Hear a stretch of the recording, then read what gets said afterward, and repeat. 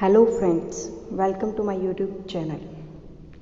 In this video, we will study about 1947 India. I hope you will like it.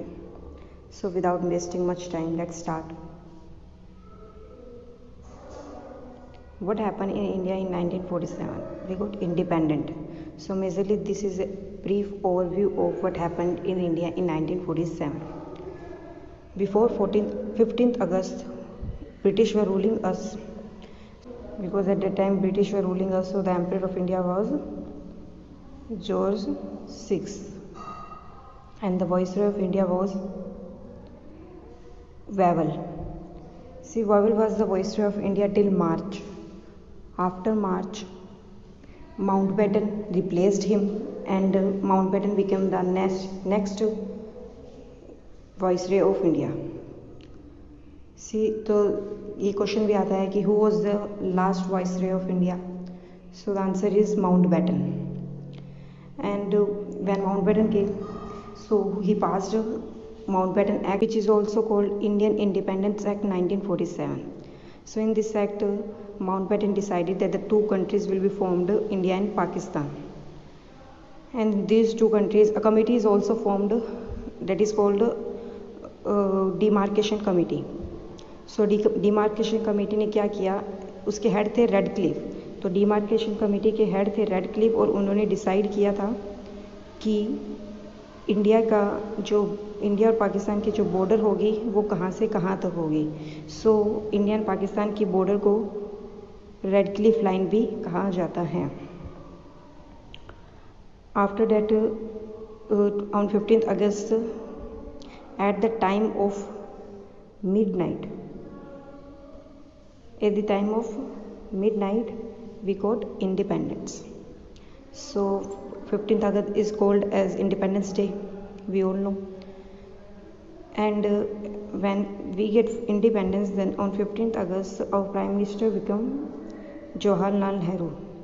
Jawaharlal Nehru become the first prime minister of independent India.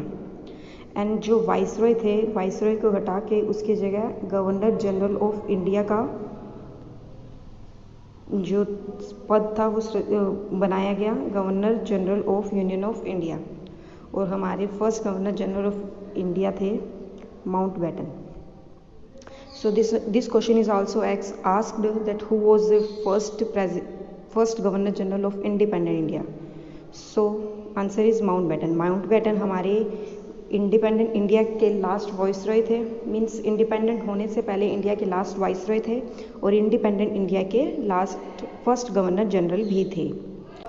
After that we got independent and so जो princely states थे, जो भी British के under नहीं आते थे, उन्हें choice दी गई कि वो इंडिया में रहना चाहते हैं if they want to move in Pakistan, और वो अपनी खुद की ऑटोनॉमी सेट करना चाहते हैं. सो ये चॉइस उनके पास थी.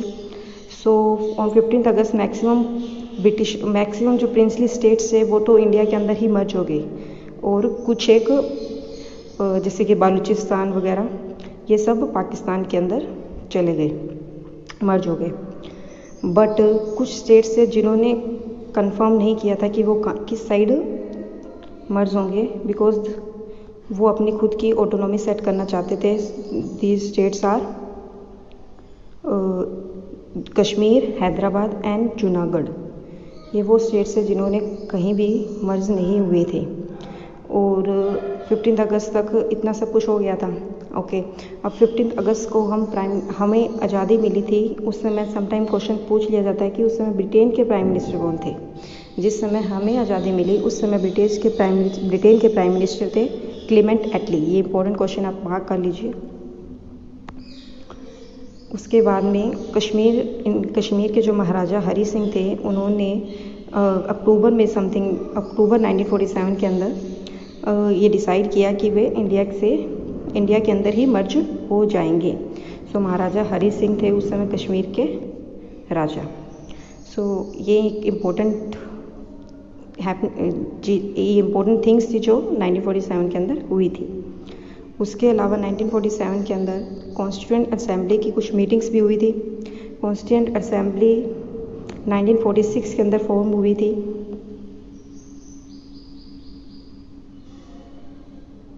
जिसके मेंबर्स 389 मेंबर्स थे और फर्स्ट मीटिंग जिसकी 9 दिसंबर 1946 को हुई। इस कॉन्स्टिट्यूएंट असेंबली के अंदर टोटल 11 सेशंस हुए थे, 114 डेज मीटिंग्स हुई थी और ये पूरा टाइम पीरियड जो लगा था 2 years 11th month 18 days का था। मीन्स इतने टाइम पीरियड के अंदर हमारा कॉन्स्टिट्यूशन रेडी हुआ था। ठीक है, ये भी इम्पोर्टेंट मार्क क्वेश्चन है इसलिए मैंने लिख रखे हैं। यहाँ पे जो भी चीज़ लिख रखी है वो मोस्ट इम्पोर्टेंट है, उसके अलावा भी बहुत सी चीज़ें इम्पोर्टेंट है, बट ये तो आपको पढ़ना ही पढ़ना है। उसके अलावा कॉन्स्टिट्यूएंट असेंबली की 22 जनवरी को मीटिंग हुई थी। उन्होंने उसके अंदर कॉन्स्टिट्यूएंट असेंबली ने अडोप्ट किया था ऑब्जेक्टिव रिजोल्यूशन। ऑब्जेक्टिव रिजोल्यूशन क्या है? ऑब्जेक्टिव रिजोल्यूशन के अंदर कॉन्स्टिट्यूएंट असेंबली ने ऑब्जेक्टिव रिजोल्यूशन 1946 के अंदर पास किया था, जिसमें कुछ एक प्रिंसिपल्स पॉइंट थे कि हमारा संविधान में क्या क्या इम्पोर्टेंट थिंग होगी, और उस कॉन्स्टिट्यूशन उस ऑब्जेक्टिव रिजोल्यूशन को 22 जनवरी को एक्सेप्ट कर लिया गया था, मान लिया गया था। और उसके बाद में 22 जुलाई को हमारा इंडिया का फ्लैग अडोप्ट किया गया था कि हमारे इंडिया का फ्लैग कैसा होगा।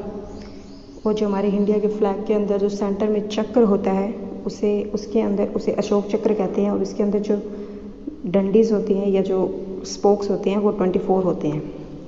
ये भी एक इम्पोर्टेंट क्वेश्चन है। और 29 अगस्त को हमारे कॉन्स्टिट्यूएंट असेंबली ने ड्राफ्टिंग कमेटी फॉर्म की थी, जिसके चेयरमैन थे BR अम्बेडकर। ड्राफ्टिंग कमेटी क्या करने था कि ड्राफ्टिंग कमेटी हमारे कॉन्स्टिट्यूशन को लिखित करेगी। सो इसलिए BR अम्बेडकर को फादर ऑफ इंडियन कॉन्स्टिट्यूशन कहा जाता है, क्योंकि हमारा कॉन्स्टिट्यूशन BR अम्बेडकर ने ही लिखा था। सो ये कुछ एक इम्पोर्टेंट पॉइंट्स हैं 1947 के बारे में जो आपको मस्ट याद होने चाहिए। और इसके अलावा आप कुछ भी इसके अंदर रिलेट कर सकते हो कि अगर फ्लैग 22 जुलाई को अडोप्ट हुआ था, देन वैन एम्बलम अडोप्ट हुआ था, या फिर हमारी जो कैलेंडर है वो कब अडोप्ट हुआ था, ये सब आप चीज़ें मार्क कर सकते हो। कॉन्स्टिट्यूएंट असेंबली की और भी कमेटीज़ थी, उनके बारे में पढ़ सकते हैं, वो भी इम्पोर्टेंट है, जैसे कि president, vice president, flag committee, fundamental rights committee. 1947 को एक इम्पोर्टेंट चीज़ थी, वो हुई थी एक पर्सन का जन्म हुआ था जो आज के टाइम में बहुत इम्पोर्टेंट है, फेमस है। सो उनका नाम है सलमान रुश्दी। तो हम थोड़ा सा उनके बारे में पढ़ लेते हैं। इनकी फर्स्ट नॉवल थी ग्रीमस, जो इतनी फेमस नहीं थी, बट इनकी सेकंड नॉवल जो थी मिडनाइट चिल्ड्रन, ये बहुत इम्पोर्टेंट है क्योंकि ये बुकर प्राइज़ जीत चुकी है, बुकर प्राइज़ विनर है 1981 के अंदर। इसके अलावा इनकी कुछ एक इम्पोर्टेंट नॉवेल्स हैं, ये shame, the satanic verses, the moor's last sigh and two more. So आप ये भी पढ़ना, these are important. So Booker prize से हम बुकर प्राइज़ के बारे में भी थोड़ा पढ़ लेते हैं। सो बुकर प्राइज़ का फॉर्मेशन मीन स्टार्ट हुए थे 1969 के अंदर, और जो फर्स्ट बुकर प्राइज़ मिला था 1969 के अंदर वो थे PH न्यूबाई को, जो कि UK के हैं। उसके अलावा 2002 के अंदर बुकर प्राइज़ रीनेम्ड कर दिया गया और उसका नाम रख दिया मैन बुकर प्राइज़। और फिर जो Man Booker prize first time जिसको मिला था वो थे Yann Martin, life of Pi novel के लिए। और हमारी इंडिया की तरफ से सबसे पहला पर्सन जिसने इंडिया के लिए बुकर प्राइज़ जीता था वो थी अरुंधति रॉय, उनकी novel the God of small things के लिए। सो ये इम्पोर्टेंट है। और सबसे इम्पोर्टेंट कि 2020 के अंदर बुकर प्राइज़ किसे मिला है, सो ये मिला है डोगलस स्टुअर्ट को, उनकी नोवेल शुगी बेन के लिए। आई होप आपको ये सेशन समझ आया होगा और आपको जीके अच्छी लगी होगी। अगर आपको ये अच्छा लगा है तो please like and subscribe. Thank you.